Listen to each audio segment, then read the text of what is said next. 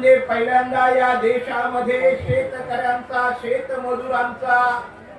हिताचा विचार ज्यांनी मांडला ते थोर क्रांतिकारक समाजपुरुष महात्मा ज्योतिबा फुले यांच्या नंतर कामगारांना 8 तासाची ड्युटी मिळाली पाहिजे, त्याला त्याच्या समान वेतन मिळालं पाहिजे, रजा मिळाली पाहिजे, असे अनेक लढे घेऊन ज्यांनी प्रथमतः या देशामध्ये कामगारांचा लढा उभा केला ते नारायण मेघाजी लोखंडे यांचं सुद्धा स्मरण करून त्यांच्यापासून आतापर्यंत साथी जॉर्ज फर्नांडिस शरदरावांपर्यंत ज्या ज्या कामगार नेत्यांनी या कामगारांसाठी आपली उभी हयात त्या ठिकाणी खर्च केली त्या सर्व कामगार नेत्यांना अभिवादन करून भारताच्या संविधानामध्ये आणि भारताचे कायदे मंत्री मजूर मंत्री झाल्यानंतर महिलांना गरोदरपणातली 6 महिन्याची रजेसहित त्यांना समान वेतन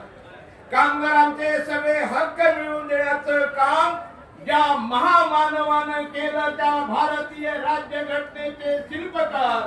परमपूज्य बोधिसत्व डॉक्टर बाबासाहेब आंबेडकर यांना अभिवादन करू। मी आपल्याशी 2 शब्द बोलणार आहे। या देशाच्या इतिहासामध्ये अनेक राजे झाले, छत्रपती शिवाजी महाराज झाले, शाहू महाराज झाले, संभाजी महाराज झाले, तशाच पद्धतीचा एक राजा या देशामध्ये आणि जगामध्ये जो मोठा राजा होऊन गेला, जो चक्रवर्ती राजा झाला, त्याचं नाव होतं चक्रवर्ती सम्राट अशोक राजा। अरे आपल्या सभेचा अध्यक्ष सुद्धा जो आहे त्याचं नाव सुद्धा अशोक आहे। आज आपल्या समोर या सभेचा संघर्ष समितीचा अध्यक्ष म्हणून आपल्या सगळ्यांचा नेता म्हणून अशोक जाधव या ठिकाणी आपल्या पुढच्या एकंदरीत आंदोलनाची दिशा सांगणार आहे आणि म्हणून मी अधिक काही तुमच्याशी बोलणार नाही, तो सर्वाधिकार त्यांना देणार आहे। पण आपल्या सगळ्यांना एकच सांगतो, माझी म्युनिसिपल मजदूर संघ